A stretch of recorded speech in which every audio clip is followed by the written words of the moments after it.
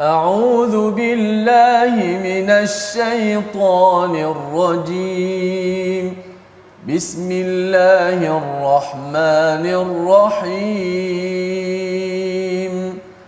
الحمد لله رب العالمين الرحمن الرحيم مالك يوم الدين إياك نعبد وإياك نستعين اهدنا الصراط المستقيم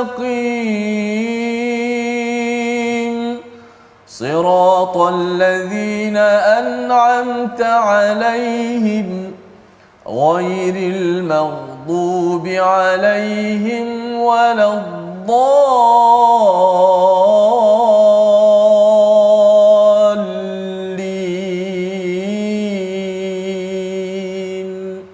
آمين. Assalamualaikum warahmatullahi wabarakatuh. Alhamdulillah wassalatu wassalamu ala Rasulillah wa ala alihi wa sahbihi wa mawalah. Apa khabar semua penonton-penonton, sahabat-sahabat yang dimuliakan?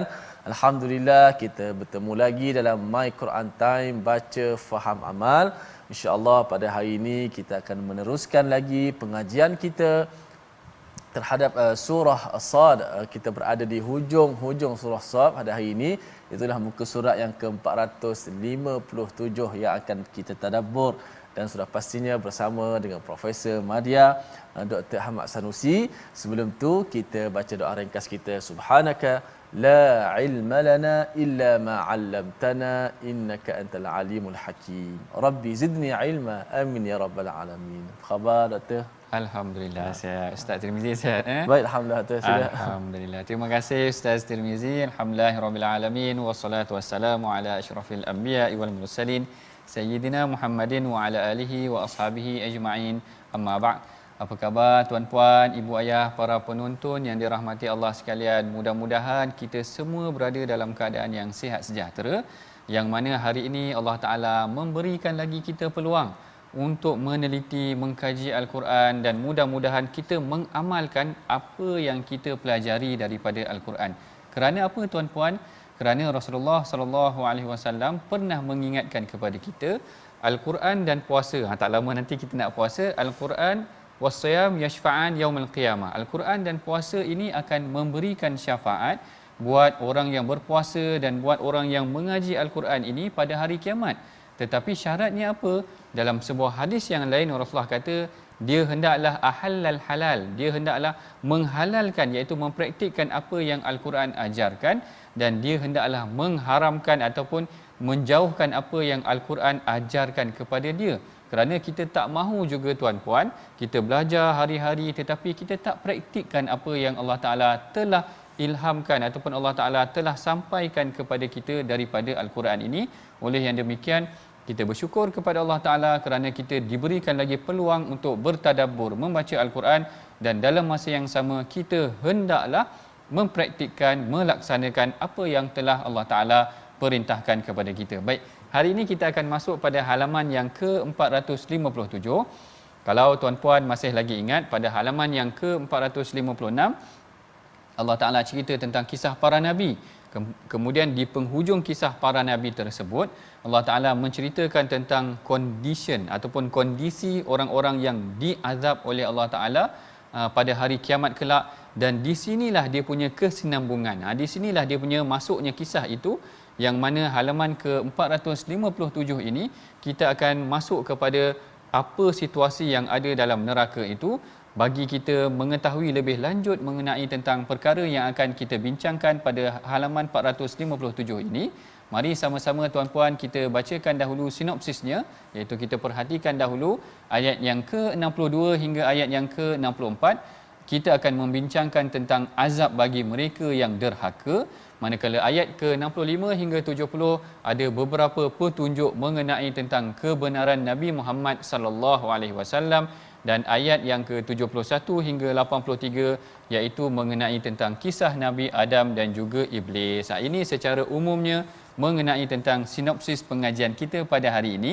Sebelum kita masuk meneliti satu persatu ayat yang akan kita bacakan pada hari ini, mari sama-sama kita bertadabbur dan membaca ayat tersebut yang akan dibimbing oleh Ustaz Tirmizi kita daripada ayat yang ke-62 hingga ayat ke-72 insya-Allah.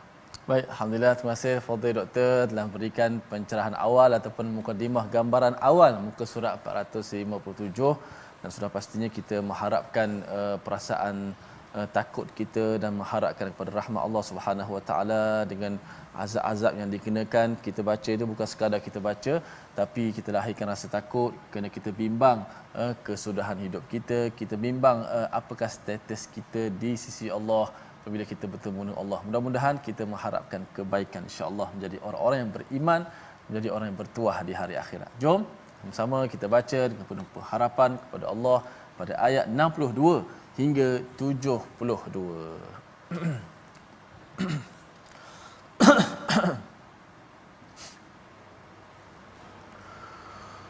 أعوذ بالله من الشيطان الرجيم وقالوا ما لنا لا نرى رجالا كنا نعدهم من الأشرار وقالوا ما لنا لا نرى رجالا كنا نعدهم من الأشرار اتخذناهم سخريا أم زاغت عنهم الأبصار إن ذلك لحق تخاصم أهل النار قل إنما أنا منذر وما من إله إلا الله الواحد القهار رب السماوات والأرض وما بينهما العزيز الغفار قل هو نبأ عظيم أنتم عنه معرضون ما كان لي من علم بالملأ الأعلى إذ يختصمون إن يوحى إلي إلا أنما أنا نذير مبين إذ قال ربك للملائكة إني خالق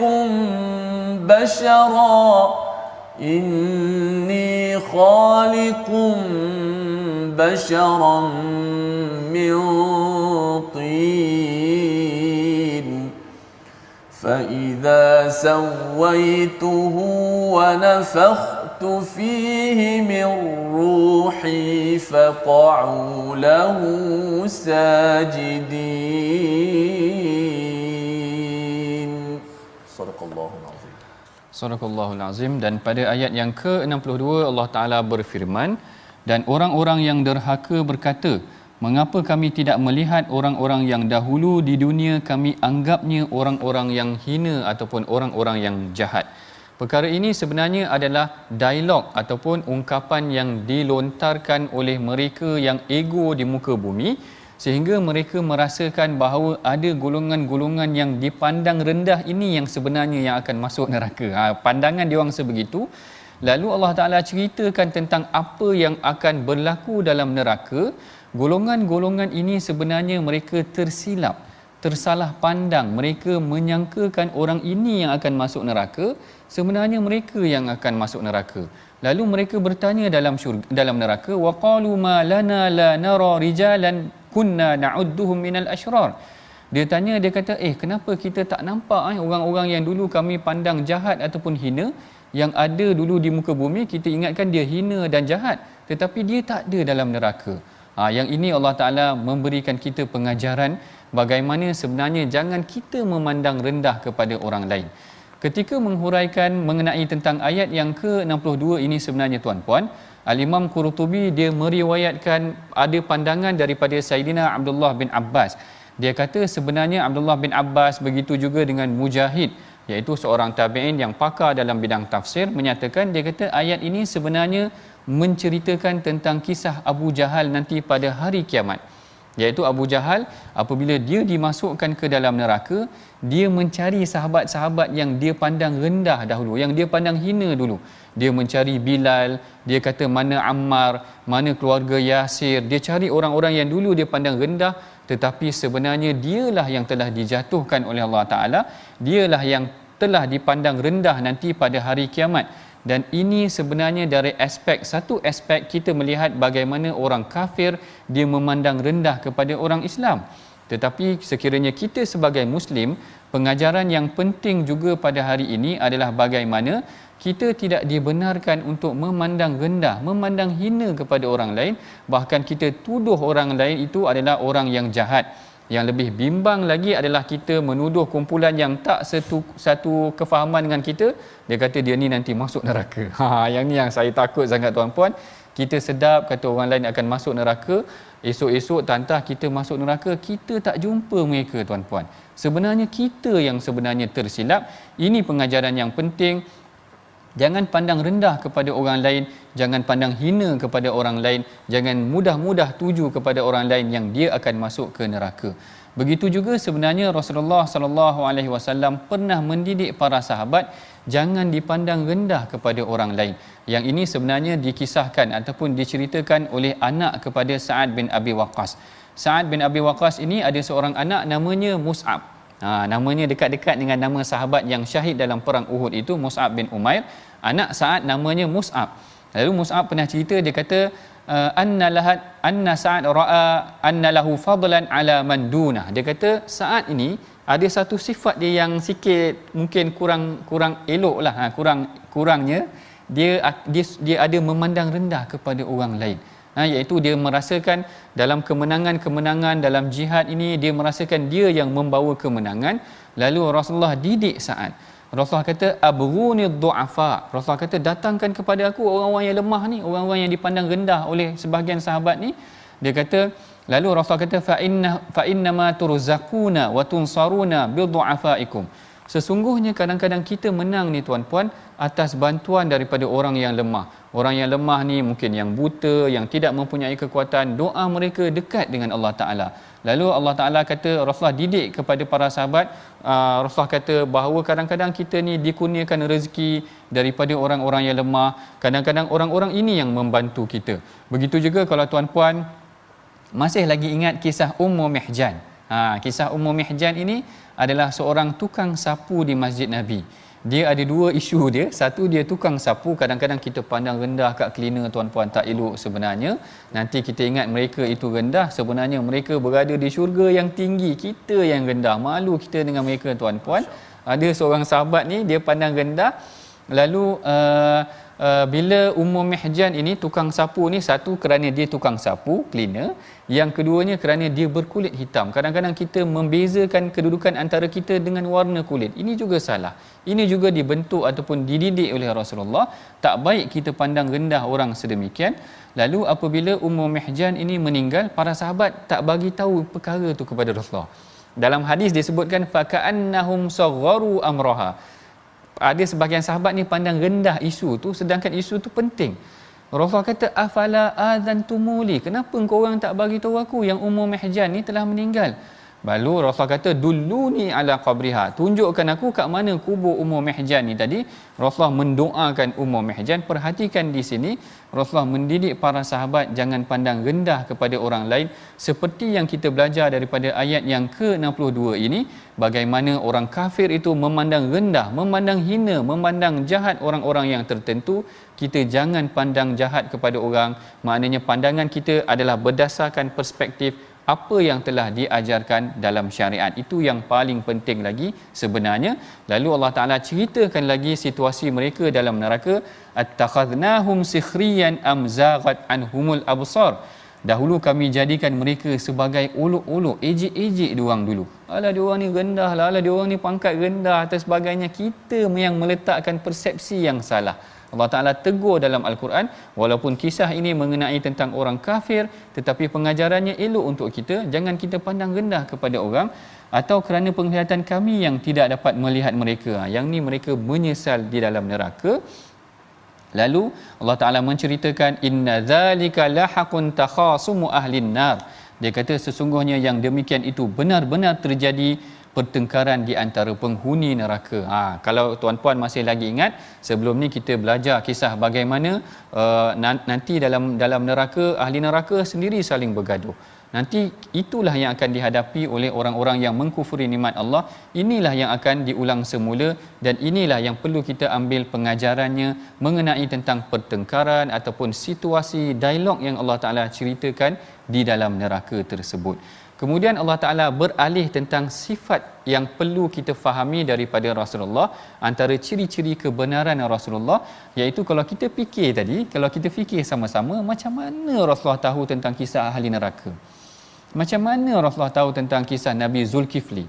Macam mana Rasulullah tahu tentang kisah-kisah Nabi Ilyasa yang kita pun tak pernah dengar? Inilah poin dia. Inilah pada penghujung ayat ni, penghujung surah Sad, Allah Ta'ala kata, Qul innama ana munzir. Allah Ta'ala kata pada Rasulullah, kalau dia orang tak percaya kat engkau Muhammad, bagi tahu kepada engkau, aku ni pemberi peringatan sahaja. Antara bukti kebenaran aku, cerita-cerita ni kau orang tak tahu pun. Cerita tentang neraka ni tak ada orang tahu melainkan Rasulullah. Jadi ini bukti kebenaran Rasulullah. Rasulullah ingatkan kepada mereka. Rasulullah kata, Qul. Allah Ta'ala kata kepada Rasulullah, Qul innama ana munzir wa ma min ilahin illallahul wahidul qahhar.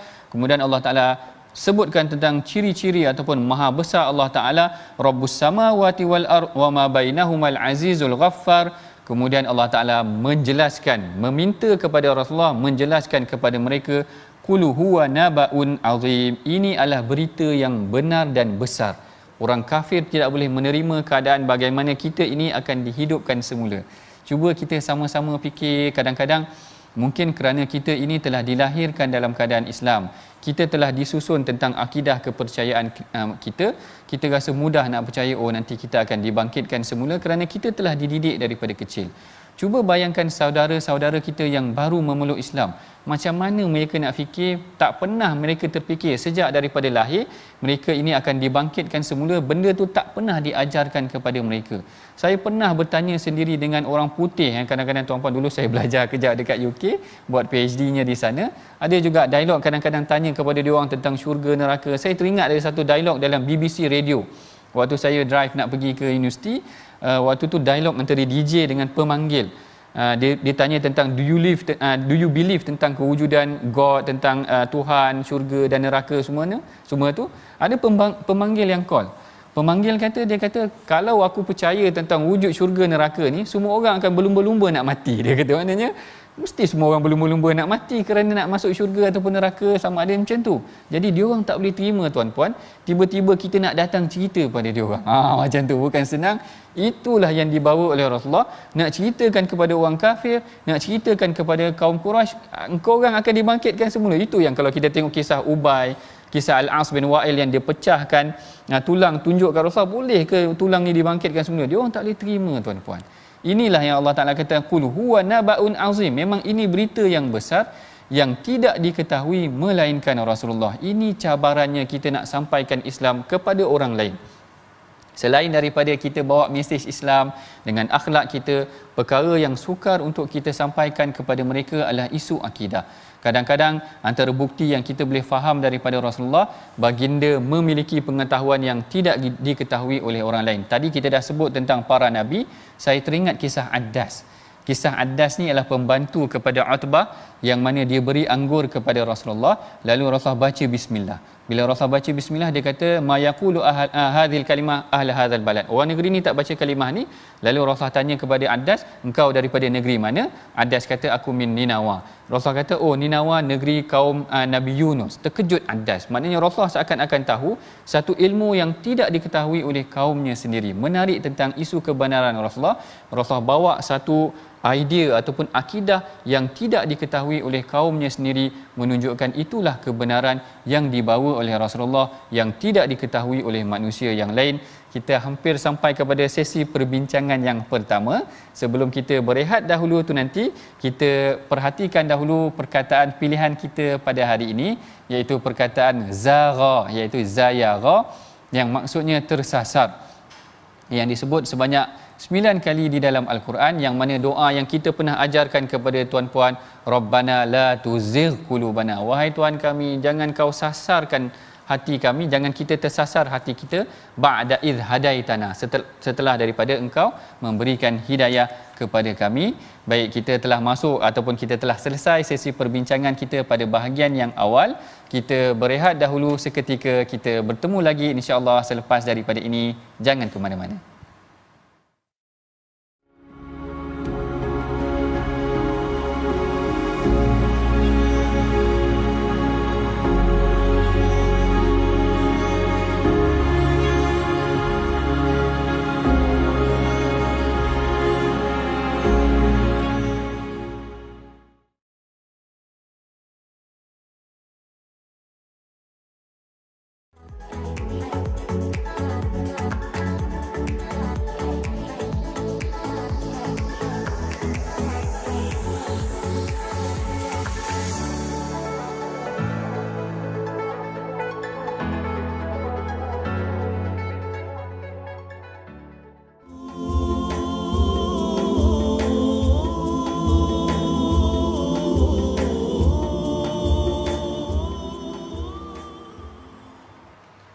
قال أنا خير منه خلقتني من نار وخلقته من طين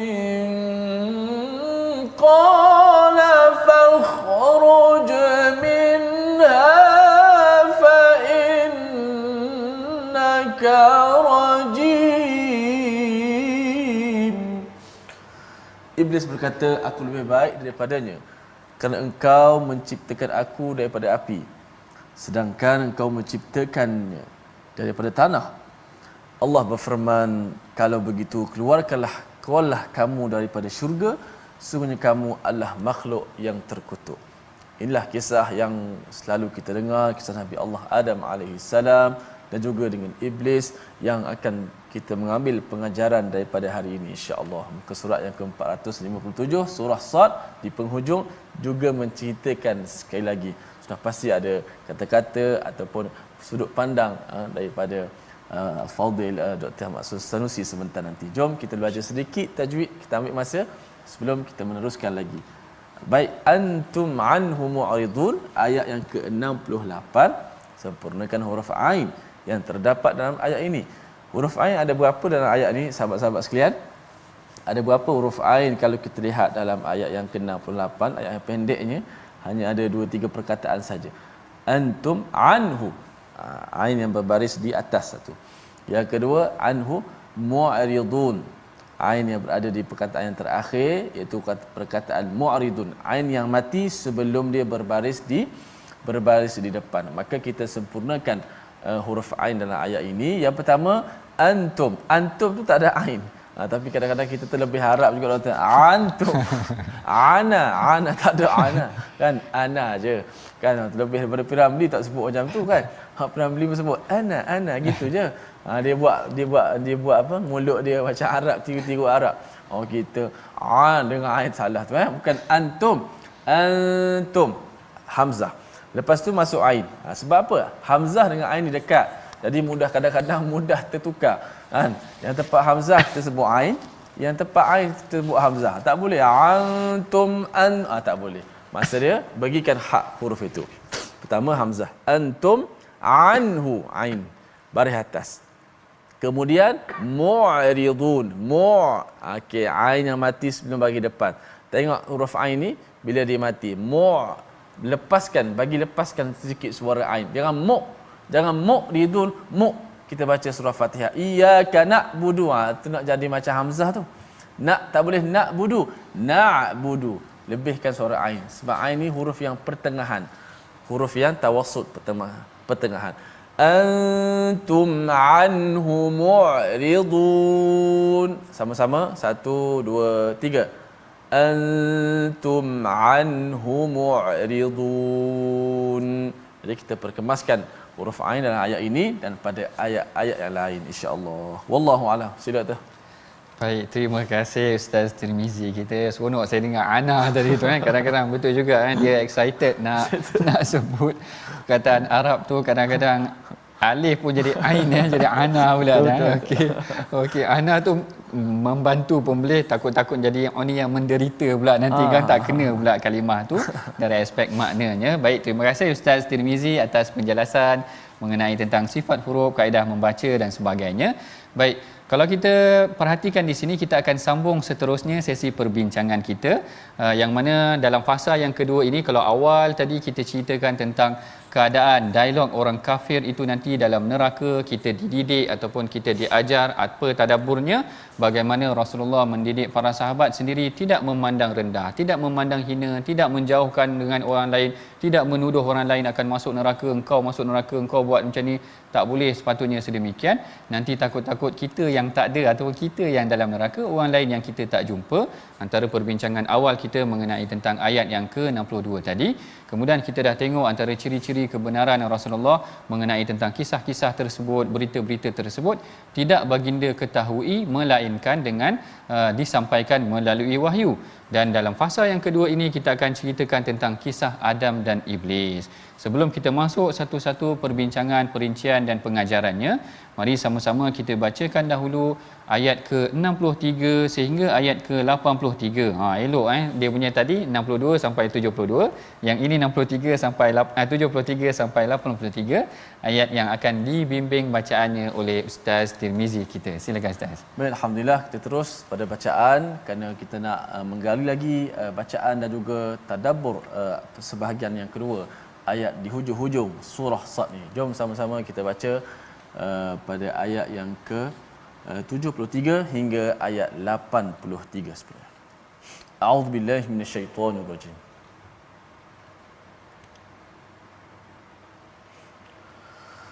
فسجد الملائكة كلهم أجمعون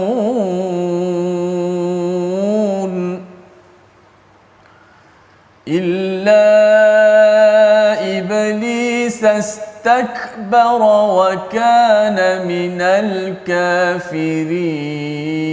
الكافرين قال يا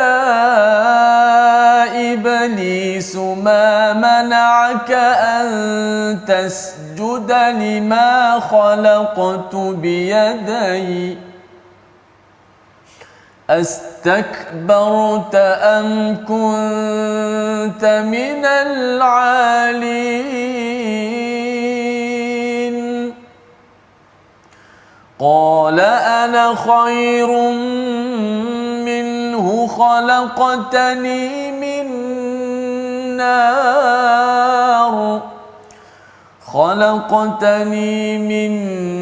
نار وخلقته من طين قال فاخرج منها فإنك رجيم وإن عليك لعنتي إلى يوم الدين qala rabbi fa'anzirni ila yaumi yub'atsun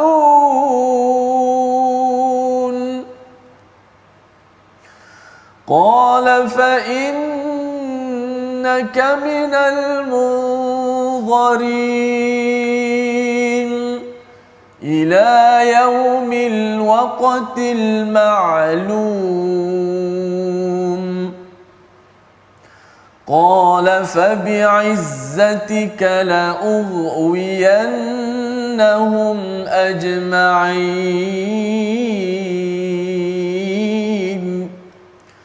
illa 'ibadaka minhumul mukhlasin.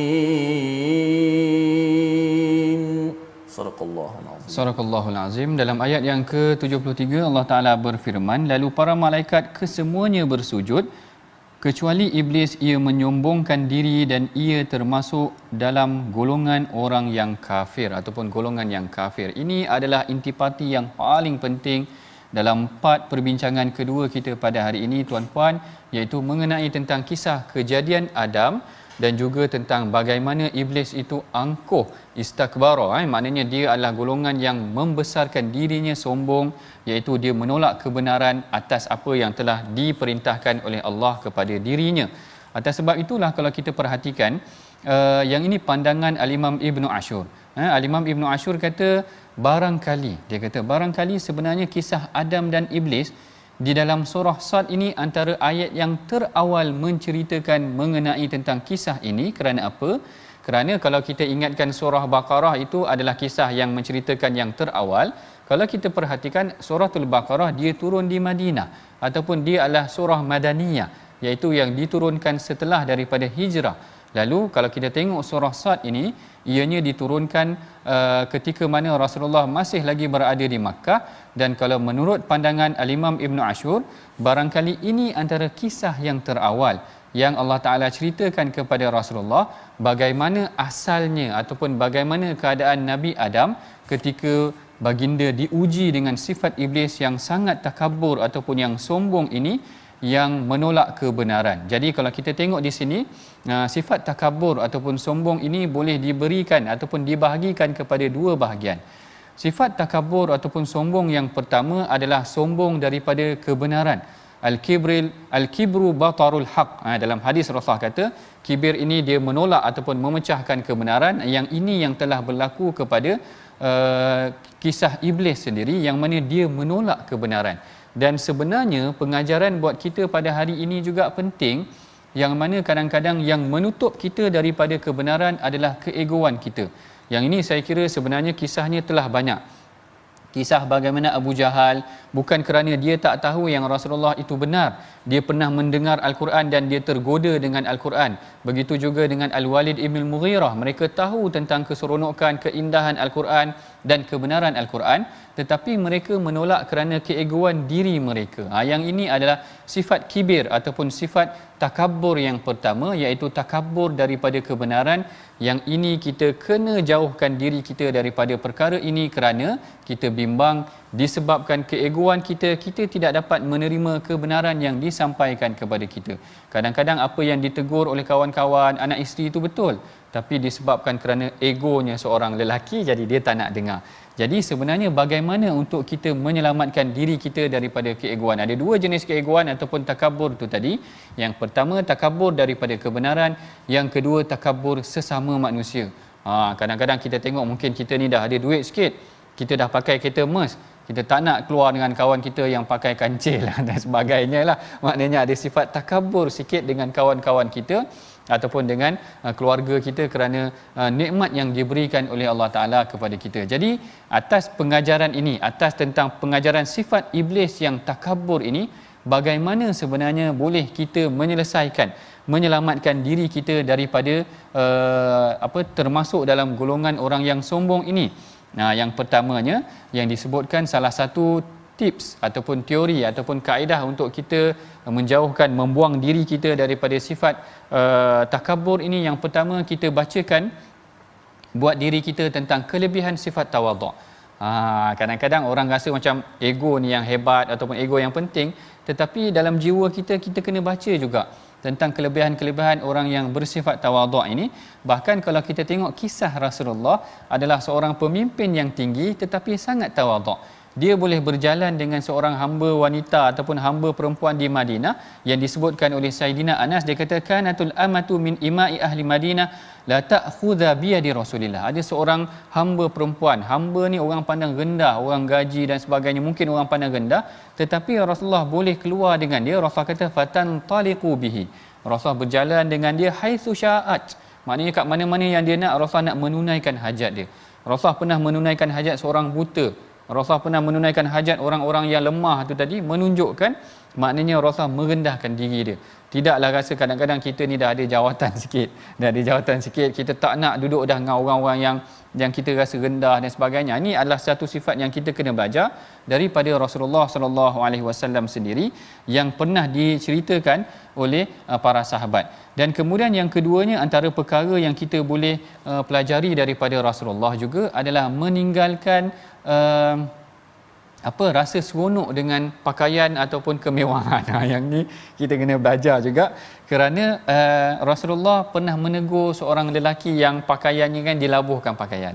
Dilabuhkan pakaian, rupanya ada satu adat ataupun budaya Arab, orang yang labuhkan pakaian ni macam dia sedang memakai pakaian kebesaran. Kalau kita tengok raja-raja yang dulu-dulu yang Rom tu kan dia ada dia punya selimut dia tu yang dia berjalan, habis selimut dia sapu sampah dia semua, habis dia sapu rantai tu. Ada wujud kesombongan daripada pakaian kadang-kadang kita tak perasan berlaku wujud kesombongan. Kadang-kadang begitu. Yang itu juga yang ditegur oleh Rasulullah, yang sehingga kan Abu Bakar terasa. Abu Bakar tanya kepada Rasulullah, aku ni termasuk ke Rasulullah? Jadi Rasulullah kata bukan itu yang dimaksudkan, tetapi yang aku maksudkan adalah orang yang berbangga dengan pakaian dia. Kalau orang perempuan ada geng-geng beg tangan yang tertentu ni, dia tak nak kawan dengan beg tangan yang tertentu. Contohnya lah, saya pun tak tahu contoh-contoh beg tangan yang kan tersalah sebut, nanti orang gelak pula nanti kan tersalah sebut jenis beg tangan pula nanti. Ada jenis-jenis orang begitu, dia ada geng-geng dia. Orang yang dalam geng ni dia pakai pakaian yang mewah-mewah begini, tak nak kawan dah dengan kawan-kawan yang mungkin pakai selipar saja dan sebagainya. Ini mengenai tentang bagaimana pemakaian mendidik kita juga, dan juga antara perkara yang disebut juga dalam hadis adalah bagaimana Rasulullah suka agar kita ni bergaul dengan orang yang lebih rendah daripada kita. Yang ni sebenarnya menarik. Kerana apa? Dalam sebuah hadis Rasulullah pernah menyebutkan tentang bagaimana salah satu kaedah untuk melembutkan jiwa ataupun hati kita, tuan-puan, adalah kita duduk seketika bersama dengan anak-anak yatim ataupun fakir miskin. Kerana bila kita duduk dengan orang susah ni, yang ni kalau tuan-puan ada kesempatan, saya sendiri kalau di universiti dulu ada program-program kebajikan masyarakat yang kita turun kepada gelandangan, kita turun ke orang-orang yang susah, kita turun keluarga yang susah. Memang kalau kita duduk dengan dia kadang-kadang menginsafkan, tuan-puan. Ada seorang ibu tunggal tu, anak dia dengan anak 3 orang OKU, kita pun tak boleh nak fikir macam mana dia nak survive. Dengan rumah dia yang sempit, kita orang pergi tengok keadaan mereka, jadi kita akan rasa Allah, kita ingatkan kita susah, orang lain lagi susah. Kemudian pergi keluarga yang kedua, dia kolaps muda lagi, tetapi mungkin Allah Ta'ala uji dengan penyakit, awal-awal lagi dah sakit, kita rasa insaf kejap. Yang ini yang Allah kata, kita nak lembutkan jiwa kita, libatkan diri kita, tuan-puan, bersama dengan anak yatim, orang-orang miskin, orang-orang yang susah. Kadang-kadang dia akan mencairkan, melembutkan jiwa kita. Kita sibuk duduk dengan kawan-kawan yang pakai beg tangan mahal ke ataupun kereta-kereta mahal, kita tak duduk bersama dengan orang lain, kita tak nampak. Bila kita duduk dengan mereka, kita akan rasa kesian. Kita duduk dekat kawasan-kawasan perumahan yang dikatakan perumahan rakyat termiskin ataupun rakyat yang miskin ini, duduk dengan dia orang, tengok macam mana dia nak survive. Kita sekurang-kurangnya kadang-kadang kita terdetik, aku nak tolonglah dia, bagi sikit sumbangan. Sekurang-kurangnya itu melembutkan jiwa kita daripada keegoan yang selama ni kita ingat kerana persekitaran kita tu membentuk kita ke arah tu. Kalau kita banyak bergaul dengan orang yang rendah, orang yang miskin, barangkali dia akan membentuk kita ke arah empati, simpati ataupun merasa kasih kepada orang lain itu sendiri. Yang ni intipati penting. Pengajaran yang kita boleh belajar daripada kisah Iblis dan Nabi Adam, bagaimana Iblis ini dikatakan illa iblis astakbara wa kana minal kafirin. iaitu dia adalah takabur, dan takabur yang peringkatnya level yang pertama iaitu takabur jenis yang memang kufur kepada Allah Taala, terus menolak kepada Allah Taala. Kemudian apabila ditanya, qala ya iblis ma man'aka an tasjuda lima khalaqtu biyadai, kenapa iblis engkau tak nak sujud kepada orang yang telah aku sendiri jadikan, iaitu makhluk yang aku sendiri jadikan? Lalu dia merasakan fa ana khairum minhu, aku ni lebih baik daripada dia. Ini pengajaran yang kedua, tuan-puan. Kadang-kadang kita merasakan diri kita, dia sebenarnya kesan daripada keegoan tu tadi, kita merasakan diri kita lebih baik daripada orang lain, sehingga menyebabkan kita memandang rendah dan menjauhkan diri kita daripada kebenaran. Yang ini kita kena jauhkan sifat sebegini, sehingga inilah yang terkeluar daripada mulut iblis. Kalau nak diikutkan, iblis ni telah melihat kebenaran tu sendiri. Dia dah melihat malaikat, dia dah tengok syurga barangkali, ataupun dia dah berada bersama dengan Allah Ta'ala di langit itu sendiri. Tetapi disebabkan kerana keegoan, kerana apa yang disebutkan mengenai tentang sifat takabur itu tadi, menyebabkan akhirnya dia kufur kepada Allah Ta'ala dan dia dilaknat oleh Allah Ta'ala sehingga pada hari kiamat.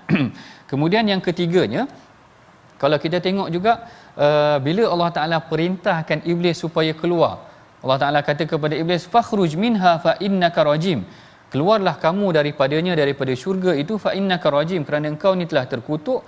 Kemudian apa yang iblis buat? Ini menarik. Iblis merayu, dia kata, dan dia berdoa kepada Allah Ta'ala, qala rabbi fa anzirni ila yaumi yub'atsun, wahai Tuhanku, maka berikanlah aku waktu sehingga pada hari dibangkitkan. Menarik dekat sini, tuan-puan perhatikan, iblis mohon kepada Allah Ta'ala, Allah Ta'ala perkenankan permohonan iblis, qala fa innaka minal munzarin, aku perkenankan doa kau.